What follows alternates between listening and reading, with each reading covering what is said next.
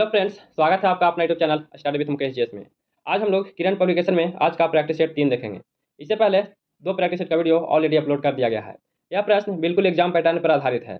इसमें total 20 model practice set दिया गया है और 5 प्रीवियस ईयर का प्रैक्टिस सेट दिया गया है। और अभी तक जो इस चैनल को सब्सक्राइब नहीं किया, सब्सक्राइब जरूर कर लीजिएगा। और कोई भी प्रश्न में प्रॉब्लम हो तो कमेंट कीजिएगा, लाइक कीजिएगा और इसे शेयर भी करते रहिएगा। तो आइए चलिए प्रश्न की ओर बढ़ते हैं। इसमें सबसे पहले हिंदी का प्रश्न दिया गया है। हिंदी से टोटल 10 प्रश्न दिए होंगे। तो लोटा छत से गिरा, इनमें कौन सा कारक है? तो लोटा छत से गिरा या अपादान कारक है? इसका ऑप्शन 2 हो जाएगा।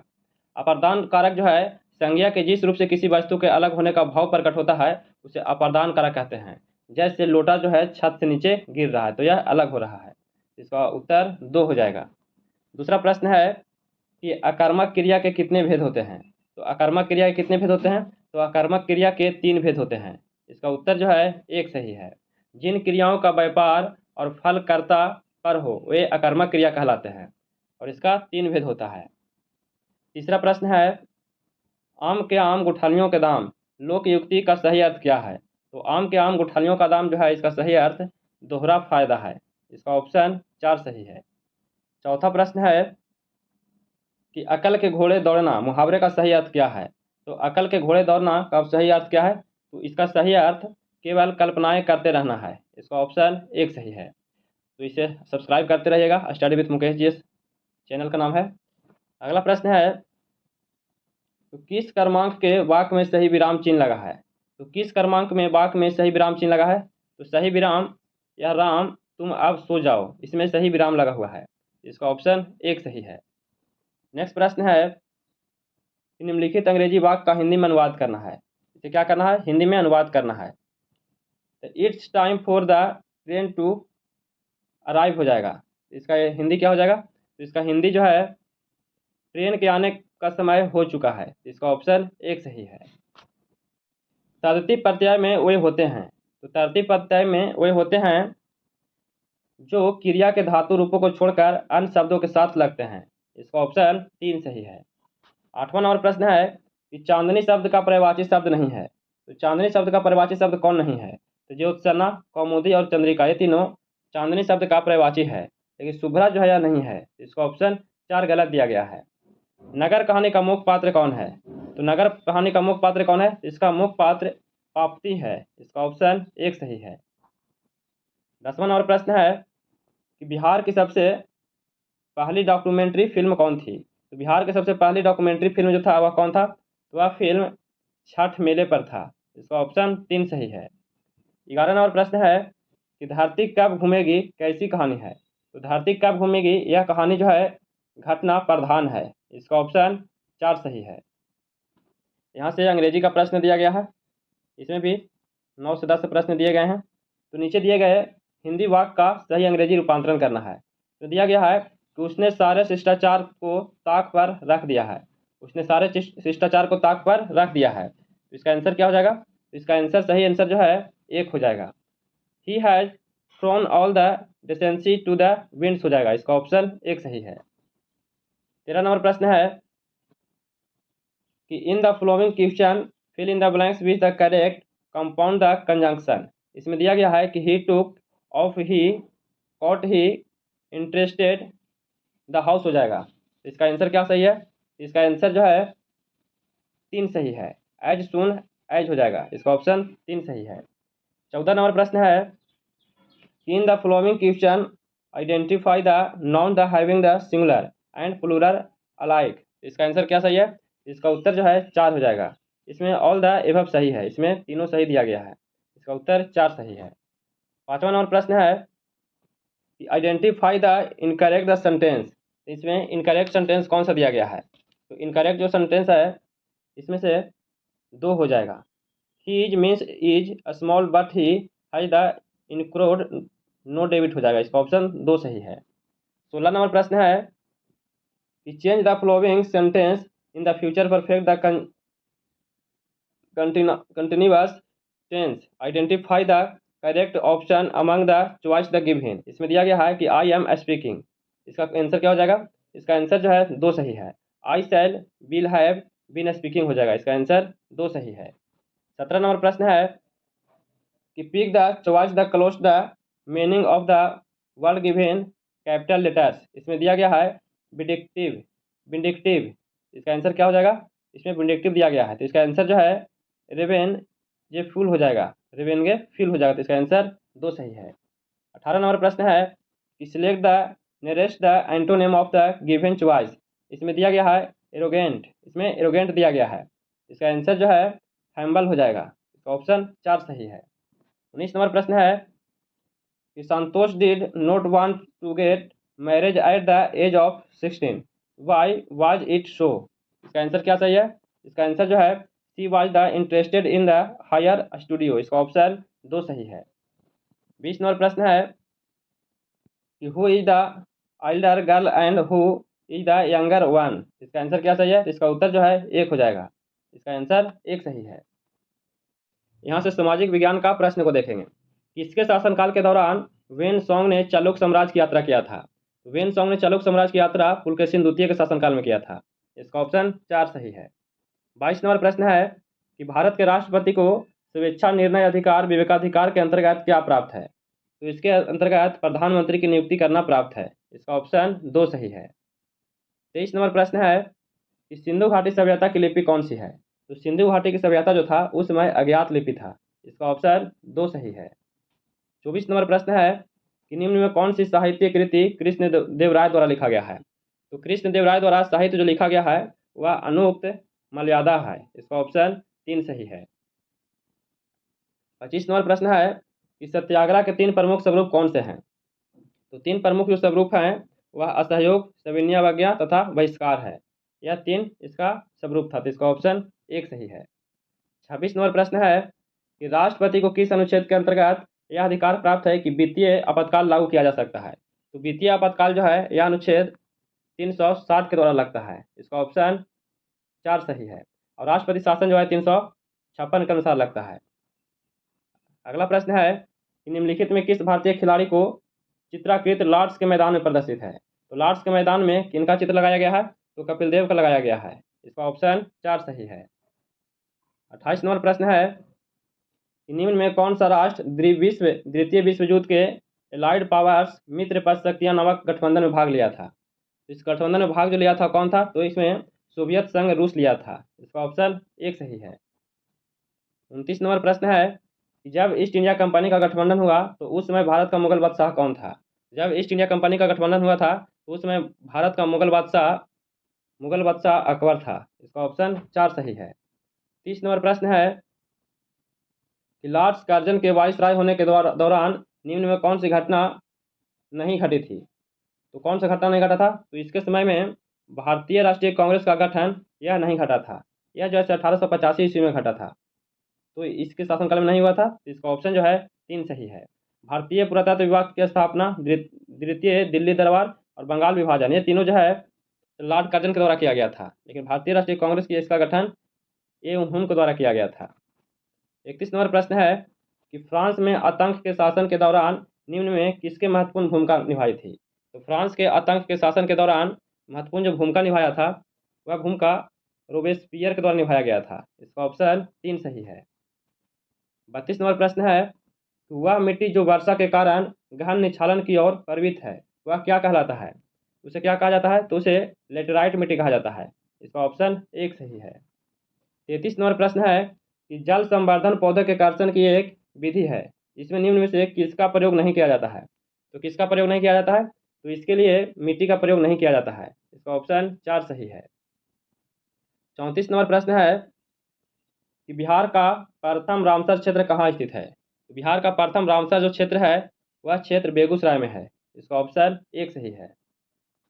35 नंबर प्रश्न है कि भारत में करेंसी नोटों की मुद्रण और आपूर्ति कौन करता है? तो भारत में करेंसी नोटों का मुद्रण और आपूर्ति जो है यह सिक्योरिटी प्रेस नासिक में किया जाता है, इसका ऑप्शन 4 सही है।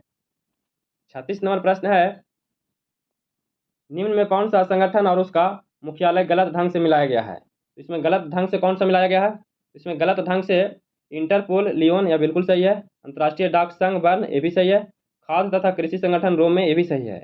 अंतर्राष्ट्रीय नागर विमान जो है यह गलत मिलाया गया है, यह जो है लंदन में नहीं है। अंतर्राष्ट्रीय नागर विमान जो है यह लंदन में नहीं है, यही गलत है। इसका ऑप्शन जो है 4 गलत दिया गया है।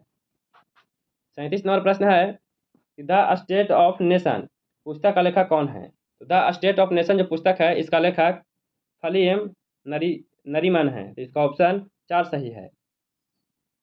38 नंबर प्रश्न है निम्न नोबेल पुरस्कार विजेताओं में किस विजेता को शांति का नोबेल पुरस्कार नहीं मिला था। इनमें से किन्हें शांति का नोबेल पुरस्कार नहीं दिया गया है। तो इनमें से सर विंस्टन चर्चिल को नहीं दिया गया था। इसका ऑप्शन 1 हो जाएगा और बाकी ये तीनों को दिया गया है।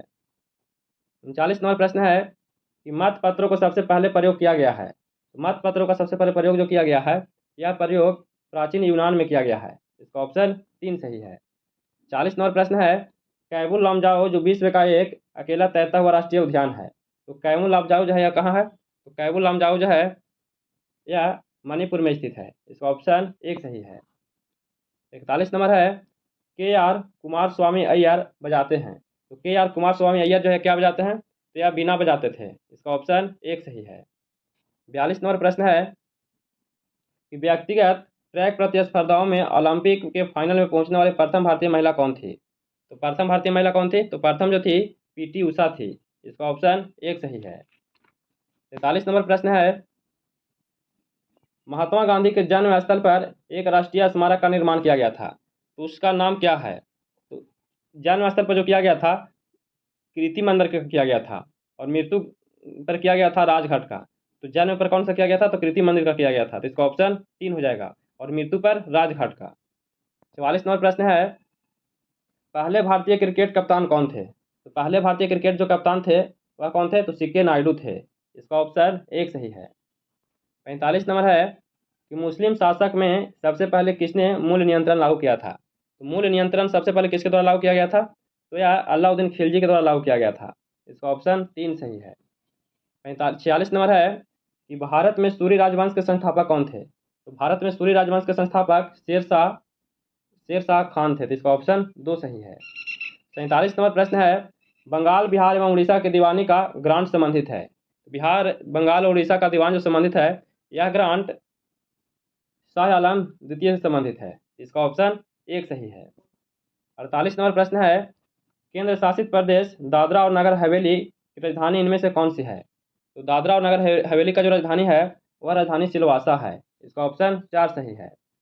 49 नंबर प्रश्न है कि एक प्रकार की वर्षा जो हवा के पहाड़ियों की पट्टी के साथ ऊपर उठने के कारण होती है उसे क्या कहते हैं। तो उसे क्या कहा जाता है। तो उसे पर्वतीय कहा जाता है।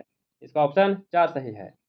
50 नंबर प्रश्न है कि राष्ट्रकूट प्रतिहार और पालों का संबंध किससे है। तो राष्ट्रकूट प्रतिहार और पालों का जो संबंध है इसका संबंध त्रिदिशीय संग्राम से है। इसका ऑप्शन 2 सही है। इसका ऑप्शन 2 हो जाएगा। निम्नलिखित पुस्तकों को कालक्रम अनुसार इसे प्रकाशित करना है या अनुक्रम में सजाना है। इसको सजाना है तो इसमें सबसे पहले पुस्तक जो है सबसे पहले जे स्टैन गांधी फाइटर विदाउट ए स्वॉर्डन के द्वारा लिखा गया था। सबसे पहले ये लिखा गया था। इसके बाद लुई फिशर द्वारा the life of Mahatma Gandhi लिखा गया था। इसके बाद E.H. एरिक्सन गांधी ट्रूथ लिखा गया था। इसके बाद Richard Attenborough in search of Gandhi लिखा गया था। इसका ऑप्शन जो है 1 हो जाएगा। इसमें सबसे पहले 4-2-3-1 लिखा गया था। तो इसका ऑप्शन 1 सही है। 52 नंबर प्रश्न है कि कुतुब मीनार का निर्माण पूर्ण करवाया था। तो कुतुब मीनार का निर्माण इल्तुतमिश के द्वारा करवाया गया था पूर्ण। तो इसका उत्तर 3 सही है। मुमताज महल किस प्रसिद्ध मुगल बादशाह की पत्नी है। तो मुमताज महल जो है यह शाहजहां की पत्नी थी। इसका ऑप्शन 3 सही है। 54 नंबर प्रश्न है कि प्राचीन के अवशेषों का अध्ययन है। तो प्राचीन के अवशेषों का अध्ययन जो है यह पुरातत्व विज्ञान है। इसका ऑप्शन 2 सही है। 55 नंबर प्रश्न है कि सिपाही विद्रोह या प्रथम स्वतंत्रता संग्राम किस वर्ष हुआ था। तो सिपाही विद्रोह या प्रथम स्वतंत्रता संग्राम जो है यह 1857 ईस्वी को हुआ था। इसका ऑप्शन 3 सही है। चौथा नंबर प्रश्न है कि बिहार की द्वितीय राजभाषा क्या है। तो बिहार का द्वितीय जो राजभाषा है वह उर्दू है। इसका आंसर जो है 3 सही है। 57 नंबर प्रश्न है कि बेड़िया नामक जनजाति बिहार में कहाँ पाए जाते हैं। तो बेड़िया नामक जो जनजाति है कहाँ पाया जाता है। तो यह बिहार में मुंगेर में पाया जाता है। इसका ऑप्शन 1 सही है। नेक्स्ट प्रश्न है कि स्वतंत्रता पूर्व बिहार में श्रम आंदोलन की शुरुआत कहाँ से हुआ था। तो स्वतंत्रता पूर्व बिहार में श्रम आंदोलन का जो शुरुआत हुआ था इसकी शुरुआत जमालपुर में हुआ था। इसका ऑप्शन 4 सही है। 59 नंबर प्रश्न है कि बिहार में सेंट्रल फ्यूल रिसर्च इंस्टीट्यूट कहाँ स्थित है। तो बिहार में सेंट्रल फ्यूल रिसर्च इंस्टीट्यूट जो है यह बिहार के पटना में स्थित है। इसका ऑप्शन 4 सही है। बिहार सरकार के राजभाषा विभाग द्वारा भिखारी ठाकुर स्मृति पुरस्कार किस क्षेत्र के उत्कृष्ट योगदान के लिए दिया जाता है? यह किस क्षेत्र में दिया जाता है? तो यह पुरस्कार जो है यह रंगमंच एवं लोकसभा कला के लिए दिया जाता है। इसका ऑप्शन 3 सही है। अब यहाँ से समान ज्ञान का प्रश्न को देखेंगे। 61 नंबर प्रश्न है कि चोल शिलालेखों में विद्यापीठ के लिए उपहार में दी गई भूमि का उल्लेख किस नाम से किया जाता है? तो किस नाम से किया जाता है? तो साल भोग के नाम से किया जाता है। इसका ऑप्शन जो है 4 सही है। 62 नंबर प्रश्न है कि तिराप और नोआ नदी किस भारतीय राज्य में बहती है? तो तिराप और नोआ नदी जो है यह अरुणाचल प्रदेश में बहती है। इसका ऑप्शन 1 सही है। 63 नंबर प्रश्न है कि निम्नलिखित में कौन सा कथन सत्य है? इनमें से कौन सा कथन सत्य दिया गया है? तो भारत का संविधान अंग्रेजी और हिंदी में हाथों से लिखा गया था। यह बिल्कुल सही है। इसका आंसर 1 सही है। 64 नंबर प्रश्न है कि निम्नलिखित में कौन सा हिल स्टेशन पर्वतीय पर्यटक स्थल मध्य हिमालय में स्थित है? तो हिल स्टेशन जो है कहाँ स्थित है? यह स्टेशन दार्जिलिंग में है, जो पश्चिम बंगाल में है। इसका आंसर जो है 2 सही है। अगला प्रश्न है 1951 में निम्नलिखित में किस राष्ट्र ने पहले एशियाई खेलों की मेजबानी किया था? तो पहले एशियाई खेलों का जो मेजबानी है किसके द्वारा किया गया था? तो इसका मेजबानी भारत के द्वारा किया गया है। इसका ऑप्शन 3 सही है। नेक्स्ट प्रश्न है कि कल्हण एक पुस्तक थे जिन्होंने राजाओं के बारे में एक संस्कृत कविता लिखी है। तो राजाओं के बारे में एक संस्कृत जो कविता लिखा है यह कहाँ लिखा गया है? तो यह कश्मीर का है। इसका ऑप्शन जो है 2 सही है। 67 नंबर प्रश्न है कि भूकंप को पहचानने और उन्हें रिकॉर्ड करने के लिए निम्नलिखित में किस उपकरण का प्रयोग किया जाता है? तो किस उपकरण का प्रयोग किया जाता है? तो इसके लिए सिस्मोग्राफ का उपयोग किया जाता है। इसका ऑप्शन 2 सही है। अगला प्रश्न है कि निम्नलिखित में कौन सा उपवेद ऋग्वेद से संबंधित है? इनमें कौन सा उपवेद जो है वह ऋग्वेद से संबंधित है? तो ऋग्वेद से संबंधित आयुर्वेद है। इसका ऑप्शन 3 सही है। 69 प्रश्न है कि 2 या 2 से अधिक समाजों की तुलना के लिए निम्नलिखित में से आय के किस मानक का उपयोग नहीं हो सकता है? तो किस मानक का उपयोग नहीं हो सकता है? तो इसके लिए रोजगार का उपयोग नहीं हो सकता है। इसका ऑप्शन 2 सही है। 70 नंबर प्रश्न है कि कश्मीर के पुरुष और महिलाओं द्वारा पहनी जाने वाली पारंपरिक पोशाक निम्नलिखित में से कौन सी है? तो पारंपरिक पोशाक जो है वह कौन सा है? तो वह पोशाक फेरन है। इसका ऑप्शन जो है 3 सही दिया गया है। 71 नंबर प्रश्न है, यहाँ से विज्ञान का प्रश्न दिया गया है। तो एक इंजन की शक्ति क्या होगी जो 200 मीटर गहरे खदान से 90 मीट्रिक टन कोयला पृथ्वी की सतह पर लाया जाएगा? तो यह न्यूमेरिकल का प्रश्न है। इसका उत्तर 50 गीगावाट हो जाएगा। इसका आंसर 2 सही है। 72 नंबर प्रश्न है कि एक धनावेशित कण अल्फा जिसमें पश्चिम दिशा में प्रक्षेपित किया गया है, चुंबकीय क्षेत्र उत्तर दिशा में विक्षेपित होता है, तो चुंबकीय क्षेत्र की दिशा क्या होगा? तो चुंबकीय क्षेत्र का जो दिशा है यह दिशा ऊपर की ओर हो जाएगा। इसका ऑप्शन जो है 4 सही है। नेक्स्ट प्रश्न है प्रकाश विरल माध्यम से सघन माध्यम में जाता है, अपवर्तन कोण क्रमशः 45 और 30 डिग्री है। विरल माध्यम के सापेक्ष सघन माध्यम का अपवर्तनांक क्या होगा? तो इस माध्यम का अपवर्तनांक जो है कितना हो जाएगा? तो 1.414 हो जाएगा। इसका ऑप्शन 1 सही है। 74 नंबर प्रश्न है पृथ्वी का गुरुत्वाकर्षण बल किसी बिंदु पर 1 गीगा की एक वस्तु में 5 मीटर पर सेकेंड का त्वरण उत्पन्न करता है, उसी बिंदु पर 3 गीगा की वस्तु उत्पन्न त्वरण क्या होगा?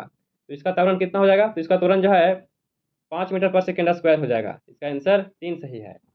75 नंबर प्रश्न है कि U-238 10⁻21 परमाणुओं का मिलीग्राम में वजन है, तो मिलीग्राम में वजन कितना होता है? तो मिलीग्राम में वजन 395 मेगा हो जाता है। इसका आंसर 1 सही है।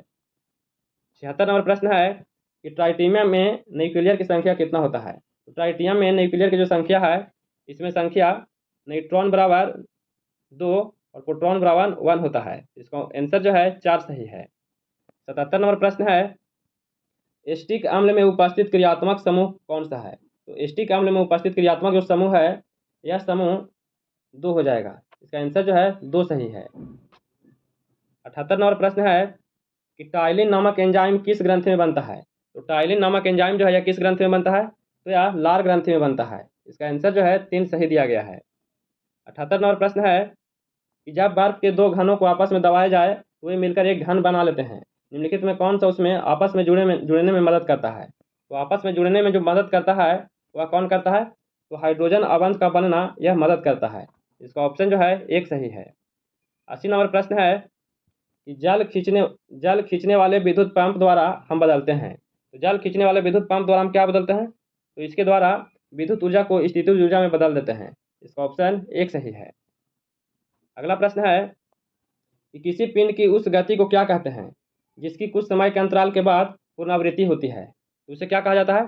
तो उसे आवधिक गति कहा जाता है। इसका आंसर 1 सही है। 82 नंबर प्रश्न है कि गैस स्थिरता आर का मान अग्र डिग्री मोल में क्या होता है? तो अग्र डिग्री मोल में क्या होता है? तो इसमें 8.314 × 10 के पावर 7 होता है। इसका ऑप्शन जो है 1 सही है।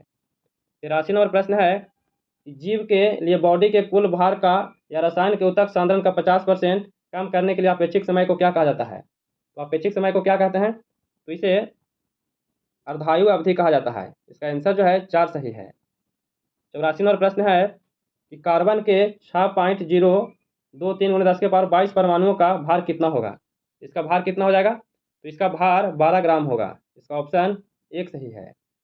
85 नंबर प्रश्न है कि प्रकाश के लिए निम्नलिखित कथनों में कौन सा गलत है? इन्हें प्रकाश के लिए कौन सा गलत दिया गया है? तो वह ध्वनि की गति से अधिक तीव्रता से चलता है, यह तो बिल्कुल सही है। वह निर्वात से गुजर सकता है, ये भी सही है।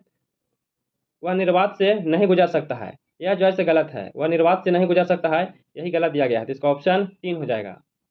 86 नंबर प्रश्न है कि मानव आँख की पुतली जिस एल्काइड के अति तनु विलियम में फैलाई जाती है उसे क्या कहते हैं?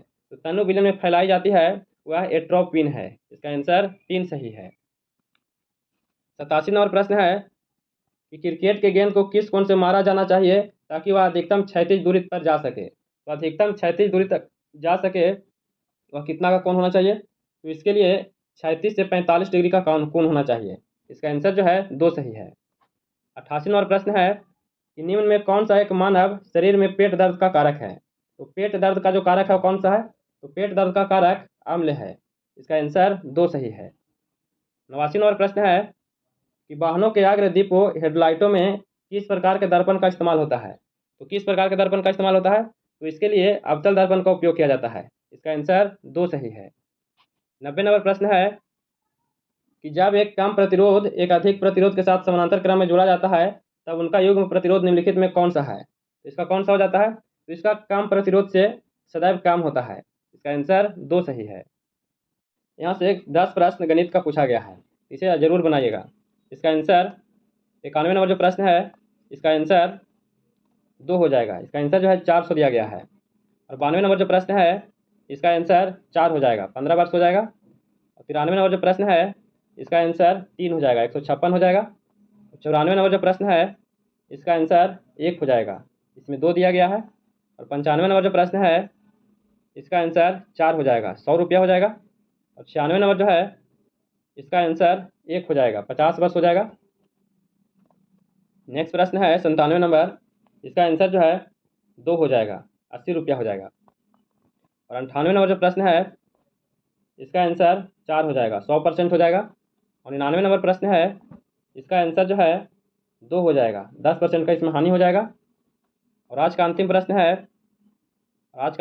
है इसका आंसर जो है इसका आंसर 2 हो जाएगा। तो कैसा लगा वीडियो? अगर वीडियो पसंद आया हो तो please like share and subscribe कीजिएगा, दोस्तों के पास शेयर जरूर कीजिएगा। फिर मिलते हैं नए वीडियो के साथ। जय हिंद।